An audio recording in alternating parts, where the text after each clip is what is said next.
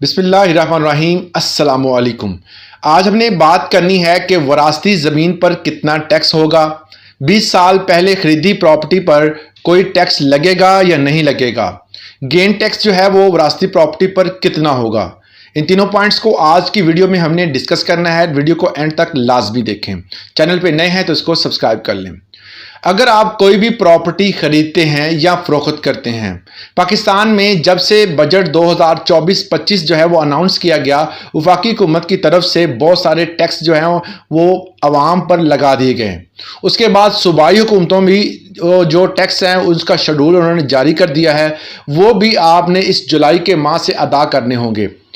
तो जो प्रॉपर्टी, कुछ दोस्तों के सवाल थे, कमेंट्स थे, उन्होंने ये पूछा कि जो विरासत में मिलती है प्रॉपर्टी, क्या उस पर भी हमें टैक्स अदा करना पड़ेगा।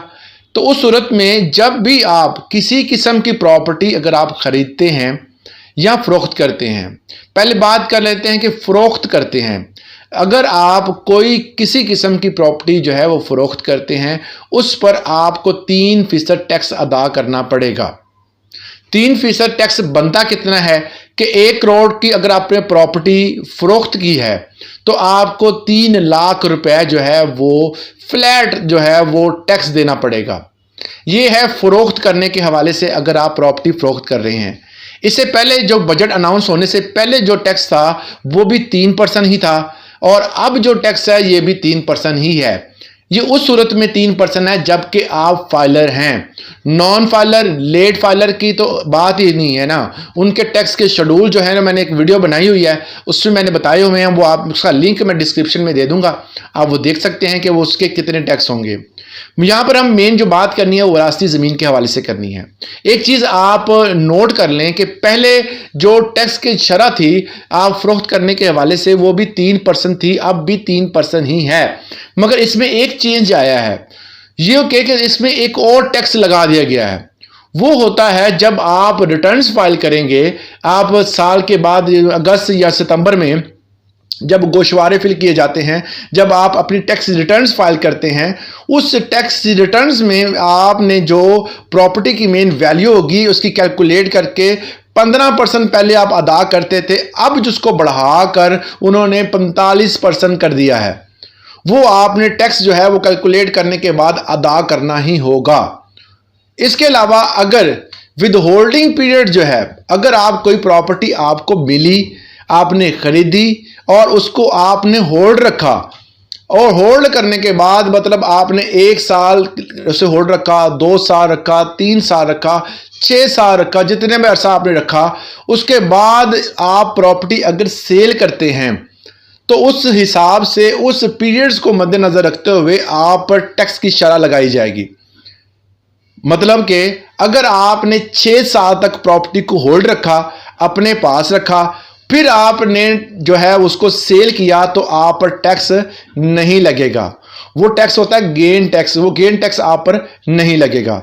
अगर आपने 2-3 माह के लिए ली, उसके बाद आपने उसको फरोख्त कर दिया, तो जब आप उस प्रॉपर्टी को फरोख्त करेंगे तो आपको उस सूरत में टैक्स अदा करना होगा। अब इसके अलावा कुछ अक्सर लोग सवाल ये करते हैं कि अगर प्रॉपर्टी आपको मिली है विरासत में, उसको सेल करेंगे, उसमें तो हमें जो है वो गेन टैक्स कैसे देना पड़ेगा। देखिए, अगर आपको कोई प्रॉपर्टी, कोई आपकी वालदा, वालद, बहन, भाई, कोई भी बंदा जो आपके साथ खूनी रिश्ता जिसका है, वो बंदा जो है अगर प्रॉपर्टी जो है वो आपको ट्रांसफ़र करता है, तो उसमें आपको गेन टैक्स या और अदर प्रॉपर्टी टैक्स जो है वो नहीं देना पड़ेगा, क्योंकि वो आपकी विरासती ज़मीन ही एक बंदे से दूसरे बंदे के नाम पर ट्रांसफ़र हो चुकी है। अगर आप उस प्रॉपर्टी को सेल करते हैं तो सेल करने के दौरान आपको 15% टैक्स जो है वो देना पड़ेगा। वो भी तब जब आप कैलकुलेट करेंगे, साल के बाद अपने गोशवारे फिल करेंगे, उसमें वो आपकी जो इनकम जनरेट होगी उसमें आपको 15% और 3% जो कि आपने पहले अदा करना ही करना है।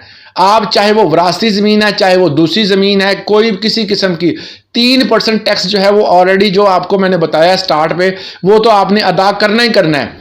मगर जो है वो अगर आप विरासती ज़मीन प्रॉपर्टी तक से जो है वो सेल करते हैं तो उस सूरत में आपने 15% टैक्स जो है वो अदा करना है। इसके बाद जो गेन टैक्स होगा जो आपने अदा करना होगा। इसके अलावा जो आप क्लोजिंग होती है, जब साल के बाद आप जब अपनी रिटर्न्स फाइल करेंगे तो उसमें जो अदर टैक्सेस होते हैं वो आपको नहीं लगाए जाएंगे। अब एक यहाँ पर एक मैं बात आपको क्लियर कर दूं कि बहुत सारे दोस्त अहबाब ये पूछते हैं कि जी फलां बंदा जो है वो प्रॉपर्टी का टैक्स और बता रहा है, फलां और बता रहा है। ये पाकिस्तान के अंदर जो टैक्स का निज़ाम है ना, इसको इतना कॉम्प्लिकेटेड कर दिया गया है, इतना पेचीदा कर दिया गया है कि आम बंदे की समझ में नहीं आती। बहुत सारे बंदे जो हैं, क्योंकि मैं एज ए प्रोफेशन जो है वो एडवोकेट हूँ और कोई टैक्स कंसल्टेंट नहीं हूँ, एक टैक्स के हवाले से इतना मुझे अबूर नहीं है जितना कि एक टैक्स के काम करने वाले कंसल्टेंट को होगा। मैं भी बहुत सारी चीज़ें जो होती हैं वो कंसल्ट करता हूं, उसके बाद फिर आपके साथ शेयर करता हूं। ये जो वरासती ज़मीन के हवाले से बात की थी उसको मैंने पहले उनके साथ कंसल्ट किया, उस कंसल्ट करने के बाद ही मैंने आपको बताया कि कभी भी जब आप प्रॉपर्टी कोई भी विरासत से आपको ट्रांसफ़र होगी, अगर वो 16 ईयर्स के बाद आप सेल करते हैं तो उस पर आपको टैक्स देना नहीं पड़ेगा, मगर फ्लैट टैक्स जो है उन्होंने 3% लगाया वो आपको देना पड़ेगा। तो यहाँ तर बात जो है वो कुछ अफराद जो है वो अपने सिनेरियो के हिसाब से देखते हैं। उन्होंने कुछ ने ऐसी वीडियोस भी बनाई हुई हैं जिसमें वो बताते हैं जी ये टैक्स जो है वो इतना देना पड़ेगा, ये टैक्स इसकी शरह इतनी है। क्योंकि इतना कॉम्प्लिकेटेड है कि बहुत सारे दोस्तों को इस बात की अभी फ़िलहाल समझ नहीं आ रही। कुछ लोग जो हैं वो अपने हिसाब से बता रहे हैं कि फाइलर इतना, नॉन फाइलर इतना और लेट फाइलर, क्योंकि कॉम्प्लिकेशंस इतनी ज़्यादा पता नहीं क्यों रखी गई हैं, मेरी तो समझ से बाहर है कि आम तौर पर जो है वो आसानियां पैदा की जा रही हैं गवर्नमेंट की तरफ से। आप किसी भी कंट्री में चले जाएं, वहां पर वो टैक्स का निज़ाम और दूसरे जो भी आप पर जो इम्प्लीमेंटेशन जो होगी, रूल्स एंड रेगुलेशंस होंगे, वो इतने आसान और एक ले मैन के लिए बनाए जाते हैं कि वो आम बंदा उसे समझ सके। मगर पाकिस्तान का निज़ाम और तलीमी निज़ाम तो अलग बात है। जो आम बंदों के लिए टैक्स की स्लैब्स बनाई जाती हैं वो उनको जल्दी समझ नहीं आती। एक मुझे आप देख लें कि हमें भी जो है वो कंसल्ट करना पड़ता है, एक टैक्स कंसल्टेंट से पूछना पड़ता है कि ये मामलात किस तरह कवर होंगे।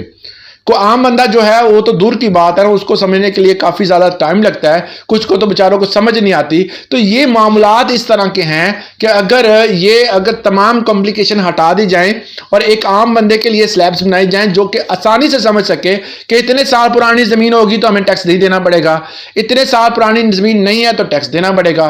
मगर उसमें इतनी कॉम्प्लिकेशंस हैं, हमारी कौमी ज़बान उर्दू होने की बजाय हमें इंग्लिश में हर चीज़ दी जाती है, तमाम बजट्स जो हैं वो इंग्लिश में शाया किए जाते हैं, तमाम तर नोटिफिकेशन जो है इंग्लिश में शाया किए जाते हैं। तो आम बंदे जो हैं, जो ले मैन है, पाकिस्तानी हैं, जिसमें शरह ख्वानदगी आपको पता है किस लेवल पे है, तो आप उस आम बंदों को फैसिलिटेट करें, उनको बताएं। उनको पता होना चाहिए कि अगर वो प्रॉपर्टी पर इन्वेस्ट कर रहे हैं, अगर वो इन्वेस्टमेंट करते हैं तो उनको कितना टैक्स देना पड़ेगा, अगर वो इन्वेस्टमेंट नहीं करते तो मुल्क को नुकसान होगा।